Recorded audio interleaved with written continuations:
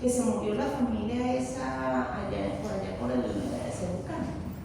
Por lo del calentador. ¿Ah? Por lo del calentador. Por lo del calentador. Sí. Porque el calentador no estaba haciendo la oxidación completa del gas. El gas es orgánico y se supone que lo que debe hacer, si tú tienes una corriente exacta, pasarlo a CO2 y agua, no quedarse en la del medio, que es CO y agua. Y estaban en aire acondicionado, en sistema cerrado, se comenzó a acumular el CO2, el CO, y los mató a los tres, al 3 y al capítulo.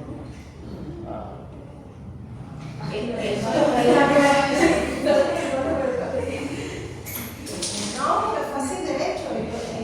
La mamá pudo descubrir el perrito feo y ya no le dio tiempo de nada. Entonces, cuando nosotros trabajamos muestras orgánicas, o que tienen algo orgánico, siempre pasamos a la parte analítica a CO2 y agua. Bueno, en las minas de carbón, sí, bueno, sí. ¿qué usan? Para detectar el CO y el CO2. Un pajarito. No, chico. Un pajarito. Un pajarito. Sí. O sea, originalmente usaban canarios, imagínense ustedes. Entonces lo primero que se muere es el pajarito y todo el mundo sale corriendo a ver si les da chance.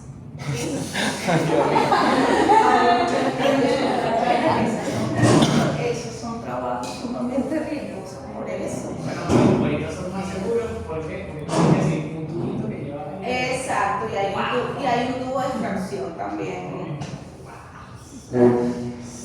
Bueno, regresemos aquí. Generadores de hidruros. Los generadores de hidruros, como les dije, son utilizados para transformar cualquier sistema que pueda ser transformado en un hidruro, que sea de fácil transformación en hidruro. Entonces, eso es lo que se hace, sobre todo en el caso del mercurio. Entonces lo que hacemos es que lo tratamos con HCl para que se forme el iónico, luego se trata con borohidruro de sodio, que es ese compuesto que está ahí, NaBH4, borohidruro de sodio, y eso me lo va a transformar en un hidruro que dentro de un sistema de gas inerte. Entonces eso es lo que yo llevo, el hidruro volátil es lo que yo llevo a la llama y es fácilmente excitable. ¿Ok? Atomizado. El de vapor frío también es otra forma de analizar sobre todo el mercurio, los dos, tanto hidruro, el hidruro fue el método principal durante muchos años y después se desarrolló el de vapor frío para el análisis de mercurio, y eso es a temperatura ambiente, se forma un vapor atómico, imagínense ustedes, atómico, ¿ok?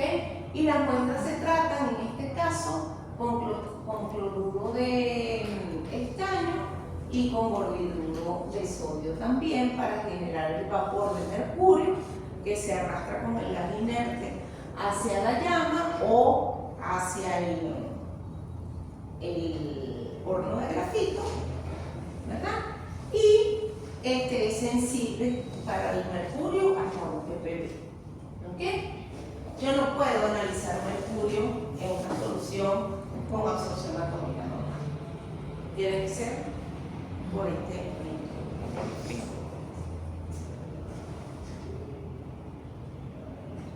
Ok, como son los monocromadores, están allí, ¿ok? Pero están aquí, o sea, las ustedes no necesitan herramientas aparte. Es decir, están como información adicional, ¿ok? Pero no es que los vamos a funcionar el monocromador como funciona. Nosotros no somos ingenieros electricistas, ellos se pueden encargar de eso. ¿Para qué vamos a utilizar este tipo de técnica? Bueno, prácticamente en donde se necesite analizar materiales. ¿Ok? En bioquímica y toxicología, cuando digo analizar materiales a esos niveles de concentración. ¿Ok? Pues si yo lo voy a analizar en, qué sé yo, el agua o el aire, no funciona todo, ¿sí? No tiene ningún sentido. Pero si yo voy a analizar el mercurio acumulado en los peces de la bahía de allá de, ¿cómo se llama eso? Que está ahí cerquita del Palito, entre Puerto Cabello y el Palito, eso le dicen, no, esa bahía tiene un problema, no me acuerdo cómo se llama. Ahí hay acumulación de mercurio desde hace muchísimos años. De hecho, la gente de Morón sufre esa contaminación de mercurio. Y hay caras ya establecidas y todo en generación. ¿Ustedes saben lo que es una cara, no? Una tara. No. Es un término que usaban antes los viejos. Cuando alguien nacía con una lupita, el burguesito, exacto. Es una cara. Que no salió bien de la cabeza. El cerebro no funciona bien.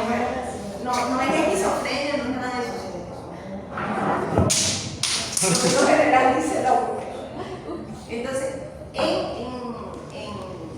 toda esa zona de Morón hay pueblos donde las tasas de especiales es altísimas y vienen por la contaminación de mercurio que se fue reduciendo en los últimos 25 años muchísimo, 25, 30 años muchísimo, cuando la descubrieron hace 50 años.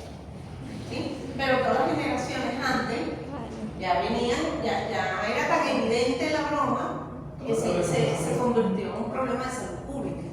Entonces siempre monitorean el mercurio que está en los peces. ¿Sí?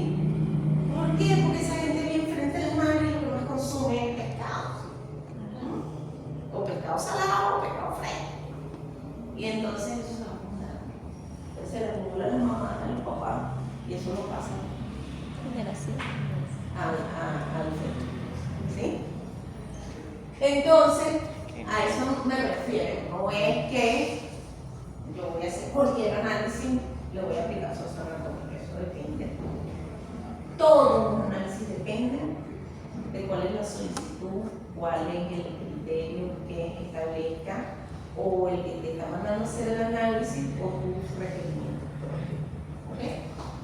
Ok, en agricultura, suelos, plantas, alimentos, fertilizantes, lo mismo. ¿Sí? En los suelos, porque hay contaminación de metales con los suelos, puede ser, por lo menos cuando se utilizaba el trietilplomo en un combustible de la gasolina, entonces se estudiaba todos los suelos, las carreteras. ¿Por qué? Porque eso se va acumulando allí. Y después llega uno y siembra una zanahoria y se me da la zanahoria chévere, pero te tiene plomo. ¿Qué es lo que le ocurre al cacao y al café? El nuestro no tanto, pero los que vienen de por allá del África vienen muy contaminados. ¿Sí? Los que vienen del cacao de Ecuador tienen mucha contaminación pesada. Los nuestros no tanto, porque como nosotros no tenemos industrialización de ningún tipo, entonces somos casi que pristinos en ese tipo de cosas. No tenemos ese tipo de contaminación.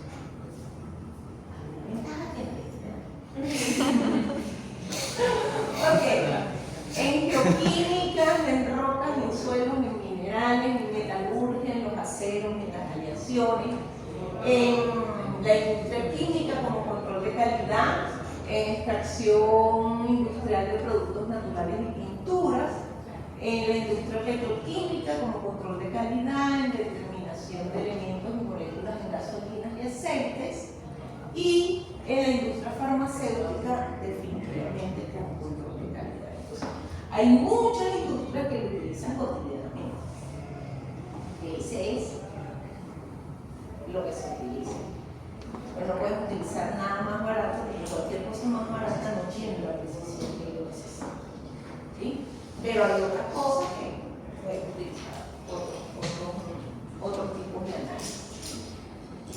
Cuando ahí dice aceites, por ejemplo, cuando se analizan los aceites que vienen de parte de un proceso que tengan roce, ¿verdad? Porque los aceites se usan como lubricante. Entonces se analizan los aceites para qué? Para ver qué cantidad de metal, de mi estructura, se ha dispersado en ese aceite. ¿Me entiendes? Entonces eso te da el nivel de roce, te da la calidad del aceite desde el punto de vista de que se está haciendo su efecto de lubricante. Y si no lo está haciendo, te dice, mira, tu sistema se está desgastando de tal forma. Es decir, que tú puedes prever que en tanto tiempo ese pistón o esa máquina lo tienes que cambiar o por lo menos revisar. ¿Sí? Entonces, de nuevo, el aceite es orgánico, yo no voy a meter aceite con partículas, no, yo destruyo todo el aceite y me quedo con las partículas metálicas y determino cuántas partículas metálicas o el PPP o el PPT de las partículas metálicas o el metal que estén allí o los metales que estén allí, los determino por absorción atómica. Entonces, es para que vean todos los campos, así como que los campos de aplicación, para que tengamos una idea del nivel de aplicabilidad. Porque a veces uno ve ese listado y dice, bueno, sí, porque no visualizan ni qué, para qué. ¿Sí? Te pongo aceite y ustedes no están al cabo de saber porque yo tengo que analizar un aceite por absorción atómica. ¿No? Es para determinar la vida útil tanto del aceite como del equipo, ¿sí? Que es sumamente importante en un proceso. Por eso me va a quitar horas si yo no le da la atención que necesita. No le doy la atención necesaria. Ok, existe también lo que se llama espectroscopía por plasma inductivo acoplado. Este tipo de espectroscopía es una emisión, no es espectroscopía de absorción, sino que es espectroscopía de emisión. Y es una de las espectroscopías más sensibles que hay. Esto llega a picogramos. ¿Ok? ¿Qué es picogramo? Llega a menos 15. ¿Sí? Entonces, eso es lo que se llama subtrazas. ¿Está por debajo de la traza? ¿Sí? Entonces, y es sumamente importante también en muchos análisis. Entonces, en este sistema, en vez de tener yo una llama, tengo un plasma. ¿Ok? Eso es más caro. Claro, sumamente más caro. El plasma es como se lo estoy diciendo. Yo en ese sistema tengo un pequeño rayo ionizado que es el que me va a excitar mi muestra. ¿Ok?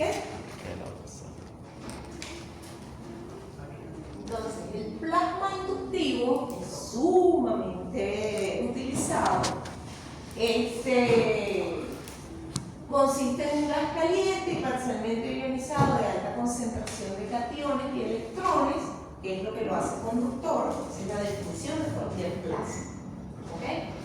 Y la espectroscopía atómica, en este caso es de emisión, los iones y electrones de argón son la principal especie que conduce dentro del plasma. Entonces, el plasma puede ser de corriente continua, que se llama DCP, el plasma de inducción por microondas, es decir, pueden generarse plasmas por microondas, pueden generarse plasmas por radiofrecuencia, que es el que más se utiliza, que es el que se llama el ICP, que es el plasma acoplado inductivamente. ¿Sí? Ese es el que más se utiliza. Entonces aquí ven cuál es el diagrama de mi CT. Tengo el argón, que es el que va a generar dentro de este sistema, que es el que produce el plasma, es una antorcha, no se llama llama, se llama antorcha. Entonces, ahí es donde se va a generar el plasma. Igualito tengo mi nebulizador, que tengo mi muestra, la bombita. Chupa la muestra, absorbe la muestra, succiona la muestra. Succiona la muestra. Es la palabra adecuada.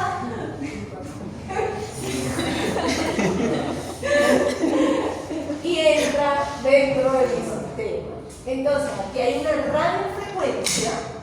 Entonces, con una radiofrecuencia, yo bombardeo el argón con esa radiofrecuencia y ahí se me produce mi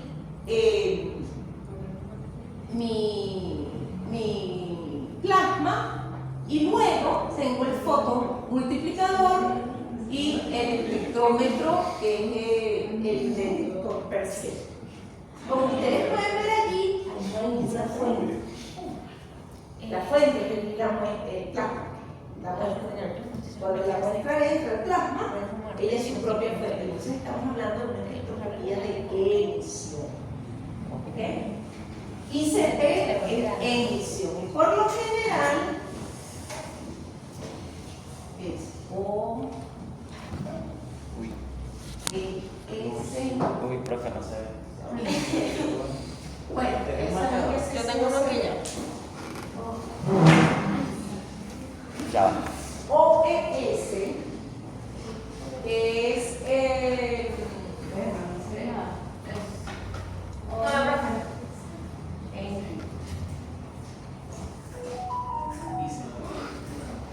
Wow. Ay, no se me puede ponerlo derecho. estas son las sillas. Optic emission Marica, a mí esa mierda siempre se me olvida. spectroscopy. Acá no pueden decir.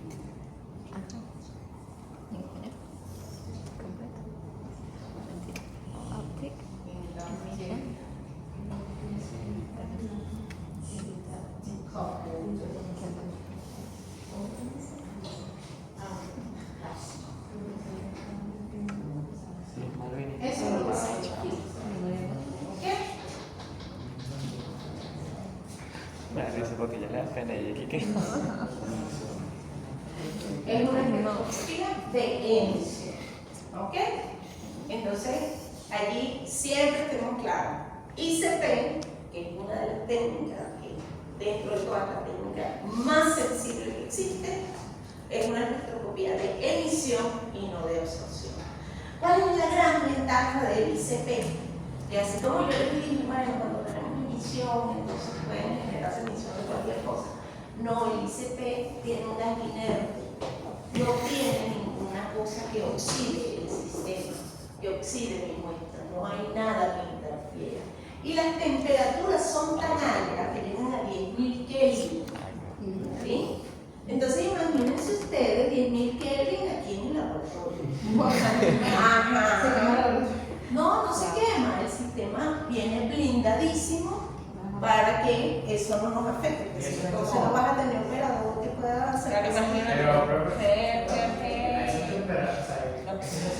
Parece que no hay luz en la ventana. Porque yo quise la idea. No, pero esto es un sistema cerrado, ¿no? No es vacío, pero está en un sistema cerrado. Es verdad. Este tema está en un sistema cerrado.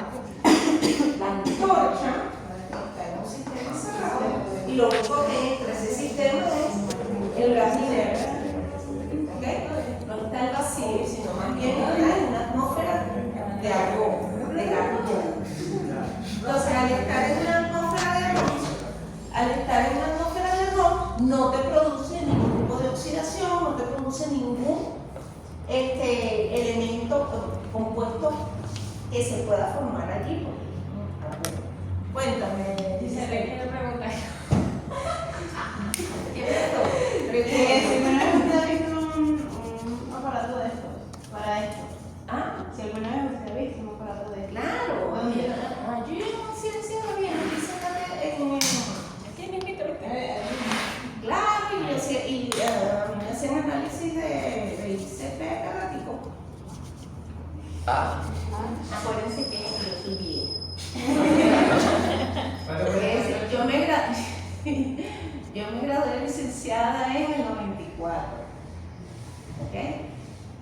Quiere decir que desde el 92, bastante 2 años mi tesis, esa era la época en que te esclavizaban. De hecho, yo tengo que decirle a mi tutor, dime si me graduó con esto, me voy por acá. Tenía 2 años. 2 años en la tesis. Bueno, Los tutores de aquella época utilizaban Aquí a los vamos a hablar con la estudiantes. gente así. Aquí vamos a hablar con la gente así. En el hecho que tiene una planta como hace 3 años y le dice, No, mira, es increíble. No, pero por y lo toca menos. no se necesita 3 años. Cada vez Es que cierto. le entregaba la vaina y yo le decía, Y cuando yo hice la tesis doctoral, fue toda la tabla periódica de nanomateriales. La profesora me agarró todos los metales de transición. Todos. Yo trabajé con todos. incluyendo la. No los radioactivos, pero todos los Las tierras raras. no, No les importa. los mismos. Ya está ornio, gluteno, rodio, molibdeno, tunceno, cromo, palatino, paladio, cobalto, todos. Porque ese era el estilo de nuestra época. Excesos. Ah, Una tesis. nanomateriales.